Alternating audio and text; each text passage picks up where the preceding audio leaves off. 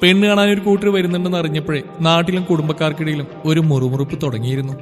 അത് വീടിന്റെ അതിരും കടന്ന് അടുക്കളയിൽ അമ്മയുടെ ചെവിയിലെത്തിയത് ഞാൻ അറിഞ്ഞത് രാവിലെ അച്ഛയോടൊപ്പം ഇരുന്ന് ദോശയും സാമ്പാറും കുത്തി കയറ്റുമ്പോഴാണ്. പെണ്ണാണെന്ന ബോധം വേണം, ഇങ്ങനെയുണ്ടോന്ന്. അടുക്കളയിൽ നിന്ന് ഓരോ ദോശന്റെ പ്ലേറ്റിലേക്ക് അമ്മ ചൂടോടെ ഡൗൺലോഡ് ചെയ്യുമ്പോഴും ഈ മുറുമുറുപ്പ് കേൾക്കുന്നുണ്ട്. ഒന്നും മനസ്സിലാവാതെ അച്ഛന്റെ മുഖത്തേക്ക് നോക്കിയപ്പോൾ പുള്ളിയതാ എന്റെ പ്ലേറ്റിലോട്ട് കൈ ചൂണ്ടി. എന്തുവാടി ഇത് എന്ന ഭാഗത്തിൽ കൈമലർത്തി. പുള്ളിയെ കുറ്റം പറയാൻ ഒക്കൂല. ഈ ചുരുങ്ങിയ സമയത്തിനുള്ളിൽ ഒരു 7 ദോശ ഒരു പാത്രം സാമ്പാറും ഞാൻ അകത്താക്കി കഴിഞ്ഞു. ആദ്യമേ പറയാലോ, സാമ്പാർ അതെന്റെ ഒരു വീക്ക്നെസ് ആണ്. അതും അമ്മയുണ്ടാക്കുന്ന ഒരൊന്നൊന്നര ടേസ്റ്റാണ് കേട്ടോ. അമ്മ അതിൽ കടുക് ഒടിക്കുമ്പോഴേ എന്റെ വായിൽ കപ്പലൊടിയാണ് വെള്ളം നിറയും. പിന്നെ അത് തീർക്കാതെ ഒരു മനസമാധാനം കിട്ടുകയില്ല. അതിന്റെ കൂടെ നല്ല മൊരിഞ്ഞ കനം കുറഞ്ഞ ദോശ കൂടി ആവുമ്പോ ഹാവു, വയറ് നിറയൂല എത്ര കഴിച്ചാലും. എന്താ അമ്മ ഇങ്ങനെ? ഞാൻ 2-3 ദോശയല്ലേ കഴിച്ചുള്ളൂ, അതിനിങ്ങനെ ചൂടായാലോ? ഞാൻ പറഞ്ഞു കേട്ട അച്ഛൻ കണ്ണുമിഴിച്ച് എന്നെ നോക്കി. അച്ഛനൊന്ന് സൈറ്റ് അടിച്ച് കാണിച്ച്, ദൈവമേ 1-2 7 ദോശയായി, ഞാൻ എണ്ണുന്നുണ്ട്. നീ എത്രയാന്ന് വെച്ചാ കഴിക്ക്, ചക്കപ്പോത്തായി പെണ്ണ്. തടിയല്ലേ അമ്മേ, തോന്നത്ര കൂടട്ടെ. വലിയ പരിശ്രമമൊന്നും വേണ്ടാലോ അതിന് കൂടാൻ. കുറക്കാനല്ലേ പാട്. വ്യായാമം, ഡയറ്റിങ്, എന്റെ ശിവനെ. നീ ചെയ്യണ്ട, ഒന്നും ചെയ്യണ്ട. കോളേജിൽ പിള്ളേരെ പഠിപ്പിച്ചിങ്ങനെ നടന്നാ പോരെ. കല്യാണത്തെ പറ്റി പറയുമ്പോൾ മാത്രം നാവ് അനങ്ങില്ലല്ലോ. ദേ പറഞ്ഞു വീണ്ടും കല്യാണത്തിലെത്തി ചർച്ച. ഇപ്പൊ എന്താ പ്രശ്നം? ഞാൻ കഴിക്കുന്നതോ കല്യാണം കഴിക്കാത്തോ? പരിഹാരം ഉണ്ടാക്കാം. ഐശ്വര്യമായിട്ട് തിങ്കളാഴ്ച മുതൽ ഞാൻ ഡയറ്റിങ്. അയ്യോ, തിങ്കളാഴ്ച കൃഷ്ണയുടെ കല്യാണം, അവിടെ ചെന്ന ഡയറ്റ് നടക്കൂല. അതിന്റെ അടുത്ത തിങ്കൾ മുതൽ ഞാൻ ഡയറ്റ് ചെയ്യും. അച്ഛൻ തലയിൽ കയ്യും വെച്ചിരുന്നു. എന്റെ പ്രഖ്യാപനം കേട്ട് ഇടത് കൈ, നോട്ട് ദി പോയിന്റ്. പിന്നെ കല്യാണം അത് വേണ്ടെന്ന് വെച്ച എന്തിനാണെന്ന് അമ്മക്കറിയാലോ. ഓ പിന്നെ, ലോകത്തിൽ ആദ്യമായിട്ട് തേപ്പിടുന്ന പെണ്ണല്ലേ നീ, ഒന്ന് പോടി. അതിന്റെ പേരിൽ സ്വന്തം ജീവിതത്തിൽ ഇനി വേറെ വിവാഹം വേണ്ടാന്ന് നോക്കും ആരെങ്കിലും. ഇപ്പോഴത്തെ പെൺപിള്ളേരെ കണ്ടുപിടിക്കണം. യൂസ് ആൻഡ് ത്രോ പ്രണയം മാത്രം. അതെങ്ങനെയാ? പരിശുദ്ധ പ്രണയത്തിന്റെ കാളവണ്ടി കൊത്തി ഇതുവരെ എന്റെ ചേച്ചിക്ക് വണ്ടി ഇട്ടിട്ടില്ലല്ലോ. പല്ലുപോലും തേക്കാതെ വന്നുള്ള അനിയമ്മാക്കിയുടെ പ്രസംഗം കേട്ട് രാവിലെ ഉള്ളിന്റെ ഉള്ളിൽ ചങ്ങൽ കേട്ട കരിപ്പെല്ലാം പുറത്തിയാടി. അതേടാ, ഞാൻ പഴഞ്ചൻ തന്നെയാ, അതുകൊണ്ടാണല്ലോ എനിക്ക് തേപ്പിട്ടിയത്. അതുപോലെ പ്രണയം എന്താണെന്നറിയാതെ കുറെ എണ്ണം കാരണം നാടുകൂട്ടി പോലും ഞങ്ങൾക്ക് ജീവൻ ഉറപ്പില്ലാത്ത. കേട്ടോടോ മാക്രി, എന്തായാലും എന്നെ കൊന്നില്ലല്ലോ, ശല്യം ഒഴിവാക്കാനായിട്ട്. മഹാഭാഗ്യം. ഉള്ളിൽ സങ്കടം മൂറിയെങ്കിലും അയാൾക്ക് വേണ്ടി ഞാൻ ഇനി ഒരു നിമിഷം പോലും പാഴാക്കില്ലെന്ന വാക്കിനെ ഓർത്തപ്പോൾ അതില്ലാതെയായി. ഓ, അതൊക്കെ കഴിഞ്ഞില്ലേ? നീ നിന്റെ പ്രതികാരവും ചെയ്തു, ലക്ഷ്യവും നിറവേറ്റില്ലേ?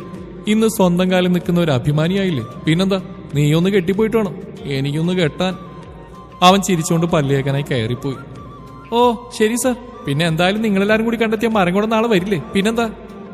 കിട്ടിയ ഗ്യാപ്പിൽ ഒരു 2 ദോശയും കൂടി അകത്താക്കി കൈ കഴുകാൻ എഴുന്നേറ്റെന്റെ പിന്നാലെ തന്നെ കൂടി അമ്മ. അതെങ്ങനെയാ? ഇവിടെ വന്നിറങ്ങുമ്പോഴേ ആളുകൾ പറയില്ലേ എന്റെ പുന്നാരമോടെ കാന്താരി അടിച്ച സ്വഭാവത്തെ പറ്റി? പെണ്ണാന്നൊരു വിചാരമില്ല. എന്ത് പ്രശ്നത്തിനും പോയി തലയിട്ടോണോ? എല്ലാരും ചോദിക്കുന്നു നീ എന്താ ഇങ്ങനെയെന്ന്. എന്റെ ഈശ്വര, ഇവള് പഠിപ്പിച്ചിട്ട് ആ പിള്ളേരൊരു വഴിയാവാതിരുന്നാ മതിയായിരുന്നു. എടിയേ, ഇവളുടെ കൊച്ചയിലെ സ്വഭാവം കാണുമ്പോഴേ ഞാൻ പറഞ്ഞിട്ടില്ലേ, ഇവൾക്ക് പെണ്ണ് കാണലല്ല ആണ് കാണലാണ് നടക്കാൻ വിധിയെന്ന്. അമ്മ പറയുന്ന കേട്ട് അതുവരെ മൗനത്തിലായ അച്ഛൻ രംഗത്തെത്തി. ഒന്ന് കണ്ട് ഇഷ്ടമായതിന്റെ ക്ഷീണം ഇതുവരെ മാറിയിട്ടില്ല. ഒന്ന് വിട്ടുപിടി പിള്ളേച്ചാ. അച്ഛനൊന്ന് തൊഴുത് ഞാൻ ബാഗ് എടുത്ത് അകത്തേക്ക് പോകുമ്പോൾ അച്ഛയുടെ ശബ്ദം കേൾക്കുന്നുണ്ടായിരുന്നു. ഇപ്പൊ വേണോ? കൊച്ചിന്റെ വിഷമം മാറിയിട്ടില്ല, അവളെ നിർബന്ധിക്കണോ എന്ന് കരുതി അവളെ ഇങ്ങനെ നിർത്തണം? അയൽക്കാരൊക്കെ ചോദിക്കുക ഇതെങ്കിലും ഒന്ന് നടക്കുമെന്ന്. എനിക്ക് വയ്യ. പാവങ്ങൾ ഒത്തിരി വിഷമിക്കുന്നുണ്ട്. പക്ഷേ ചിലർ ഹൃദയത്തിൽ വന്നു കയറിയാൽ ഇറങ്ങിപ്പോവാൻ വലിയ ബുദ്ധിമുട്ടാണ്. അമ്മയോടും അച്ഛനോട് യാത്ര പറഞ്ഞിറങ്ങി കോളേജിലേക്ക് പാഞ്ഞു. ഒരു ഗസ്റ്റ് ലെക്ചർ ആയതിന്റെയും സ്വന്തമായി സമ്പാദിക്കുന്നതിന്റെ ലേശ അഭിമാനവും പിന്നെ എന്തുകൊണ്ടാൽ എതിർക്കുന്ന ഈ കൂതറ സ്വഭാവവും. ജനിച്ചപ്പോഴേ എന്റെ കൂടെ പിറന്ന തടി ഒഴിവാക്കിയാൽ ഞാൻ തരക്കേടില്ലാത്തൊരു കുട്ടിയാണെന്നാണ് എന്റെ വിചാരം. എനിക്ക് എന്നെ കുറിച്ച് എന്ത് വേണമെങ്കിലും വിചാരിക്കാമല്ലോ. പക്ഷെ ഈ ബ്ലഡി ഗ്രാമവാസിസ് എന്നെ വിളിക്കുന്നോ കാന്താരിന്ന്. വൈകിട്ട് വീട്ടിൽ വന്നപ്പോൾ ഞാനും ഞെട്ടി. വീടിന്റെ മുമ്പിൽ അതൊരു കാറ്. പണി പാടി. നാളെ ഞാൻ മുങ്ങുന്ന് പേടിച്ച് അമ്മ ഇന്നേ അവരെ വിളിച്ചു വരുത്തിയെന്നാ തോന്നുന്നത്. വീടിന്റെ പിന്നിലൂടെ ചെല്ലുമ്പോൾ അമ്മ ചായയിടുന്ന തിരക്കിലായിരുന്നു. അമ്മേ, ശബ്ദം കുറച്ചാണ് വിളിച്ചെങ്കിലും അമ്മ ഞെട്ടി. ആ നീ വന്നോ, വേഗം ഡ്രസ്സ് മാറുക, ഇത് കൊണ്ടുപോയി കൊടുക്ക്. അവരെന്താ ഇന്നിവിടെ? നീ നാളെ മുങ്ങൂന്ന് എനിക്കറിയായിരുന്നു, അതാ അവരിന്നാന്ന് വരുന്നത് പറയാഞ്ഞ്. നിന്റെ അല്ലേടി അമ്മ. ദൈവമേ, ഇവർക്ക് ഇത്രയും കുരുട്ടുബുദ്ധിയോ? ഞാൻ സ്വയം പറഞ്ഞുപോയി. ആലോചിക്കാതെ പോയി ഡ്രസ്സ് മാറടി. ഈ കോലത്തിൽ കണ്ടിട്ട് ഇഷ്ടപ്പെടുന്നവർ മതിട്ടോ. ആ ചായ ഇങ്ങതായോ? അമ്മ പറഞ്ഞൊന്നും കേൾക്കാതെ ഞാൻ ചായയുമായി മുമ്പിലെത്തി. ചായ കൊടുത്ത് ചെക്കിനൊന്നും നോക്കിയൂടിയില്ല. ഒറ്റ പോക്കായിരുന്നു. പിന്നിലാരോ വന്നെന്ന് തോന്നിയപ്പോഴാണ് തിരിഞ്ഞു നോക്കിയത്. ഓ, അങ്ങോട്ടും സംസാരിക്കണമെന്ന് പറയാൻ ഇറങ്ങുമായിരുന്നു. എന്നാലും ഇങ്ങോട്ട് വന്നത് നന്നായി. എന്റെ എടുത്തു ചാടിയുള്ള പറച്ചിൽ ആളും ഞെട്ടിയിട്ടുണ്ട്. പിന്നൊന്ന് ചിരിച്ചു. ആഹാ, താനൊരു കാന്താരിയാണല്ലേ? പെണ്ണാണാൻ വന്ന ചെക്കന്റെ ചോദ്യം കേട്ട് ഒന്ന് പൊട്ടിച്ചിരിക്കാനാണ് ആദ്യം തോന്നിയതെങ്കിലും സന്ദർഭതായതുകൊണ്ടും അമ്മ കാല് തല്ലിയൊടിക്കുന്ന ഭയം കാരണമോ അതൊരു പുഞ്ചിരിയിൽ ഒതുക്കി. അതെന്താ അങ്ങനെ ചോദിച്ചേ? അല്ല, നാട്ടിലൊന്ന് ചോദിച്ചപ്പോ അങ്ങനെ ഒരു കാര്യം അറിഞ്ഞു. എന്നിട്ട് എന്നെ കണ്ടിട്ട് ഒരു കാന്താരിയാണെന്ന് തോന്നിയോ? മറുപടിയൊന്നും കിട്ടാതായപ്പോൾ തുടർന്നു. താങ്കളുടെ ചിന്ത എങ്ങനെയാണെന്ന് എനിക്കറിയില്ല. സ്വന്തം അവകാശവും സ്വപ്നങ്ങൾക്കും പറക്കാൻ ചിറങ്ങും സമൂഹത്തിലും കുടുംബത്തിലും ഉറപ്പിച്ചു കിട്ടാൻ പാടുപെടുന്ന തന്റെ നേരെ വരുന്ന കറുത്ത കണ്ണുകളെ ധീരമായി നേരിടുന്നവൾ കാന്താരിയാണെങ്കിൽ അതെ, ഞാനൊരു കാന്താരിയാണ്. അല്പം പൊട്ടിത്തെറിച്ച് പറഞ്ഞു നിർത്തിയപ്പോൾ താൻ ആള് കൊള്ളാലോ എന്ന രീതിയിൽ എന്നെ നോക്കിയ ശേഷം അയാൾ പുറത്തേക്ക് പോകാൻ തുടങ്ങി. അതെ, ഒരു മിനിറ്റ്. എന്റെ വീട്ടുകാർ പറഞ്ഞോന്നറിയില്ല, എനിക്കൊരു പ്രണയം ഉണ്ടായിരുന്നു. നല്ലൊരു തേപ്പും കിട്ടിയതാ. ഒരു ഞെട്ടൽ പ്രതീക്ഷ ഞാൻ കണ്ടൊരു ചിരിയായിരുന്നു. അതെനിക്കറിയാം, തന്റെ വീട്ടുകാർ പറയാ തന്നെ. ദൈവമേ, ഇയാൾക്ക് എങ്ങനെ? നാട്ടുകാർക്കൊന്നും അറിയില്ലല്ലോ, പിന്നെങ്ങനെയാ? ആലോചിച്ച് താൻ തലവുണ്ടാക്കണ്ട. താൻ എന്നെ ഇതിനു മുമ്പ് കണ്ടിട്ടില്ലല്ലോ. ഞാൻ കണ്ടിട്ടുണ്ട് തന്നെ. താൻ എറണാകുളത്ത് ഒരു കല്യാണം കൂടി ഓർമ്മയുണ്ടോ? ദൈവമേ, എന്നെ തേച്ചവന്റെ കല്യാണം! ഇങ്ങനെങ്ങാനും അതിന്റെ ബന്ധുവാണോ? ആത്മകഥ ആയിരുന്നെങ്കിലും ഇത്തിരി ഉച്ചത്തിലായിപ്പോയി. അയാളൊന്ന് ചിരിച്ചുകൊണ്ട് പുറത്തുപോയി. കാറിൽ കയറുമ്പോൾ കണ്ണിൽ കണ്ട ശാന്തതയും മുഖത്തെ പുഞ്ചിരിയും എന്തിനെന്നും മനസ്സിലായില്ല. പിന്നെയെല്ലാം വേഗത്തിലായിരുന്നു. ഉറപ്പിച്ചതോ മുഹൂർത്തമെടുത്തോ അല്ല. പലതവണ വേണ്ടാന്ന് പറഞ്ഞിട്ടും അവർക്ക് ഞാൻ മതി എന്നുള്ള വാക്കിലും അച്ഛന്റെയും അമ്മയുടെയും വിഷമത്തിനു മുമ്പിലും എനിക്ക് ഒന്നും പറയാനായില്ല. പക്ഷെ എന്നെ അമ്പരപ്പിച്ചത് ഇതിനിടയിൽ ഒരു തവണ പോലും എന്നെ അയാൾ വിളിച്ചില്ലെന്നാണ്. എന്റെ മാക്രിയനെ പോലും വിളിച്ചിട്ടും. അങ്ങനെ ആ സുദിനമെത്തി. താലി കെട്ടുമ്പോൾ അരികിൽ ടെൻഷനോടെ ഇരിക്കുന്ന എന്നെ നോക്കി വീണ്ടും പുഞ്ചിരിച്ചതും എന്തിനെന്ന് മനസ്സിലായില്ല എനിക്ക്. പക്ഷെ വിട്ടുകൊടുക്കാൻ ഒക്കില്ലല്ലോ. ഓഡിറ്റോറിയം വിടും മുമ്പ് ഞാനൊന്ന് വിളിച്ചു. 5 മിനിറ്റ് സംസാരിക്കണമെന്ന് പറഞ്ഞു. എല്ലാവരും കളിയാക്കിയെങ്കിലും അദ്ദേഹം അതിനിടയിലൂടെ വന്നു. ഓ, അങ്ങോട്ടൊന്ന് സംസാരിക്കണമെന്ന് പറയാൻ ഇറങ്ങുമായിരുന്നു. എന്തായാലും ഇങ്ങോട്ട് വന്നത് നന്നായി. എന്റെ അതേ ഡയലോഗ് തന്നെ പറഞ്ഞു. എനിക്കൊരു കാര്യം ഇപ്പോഴറിയണം.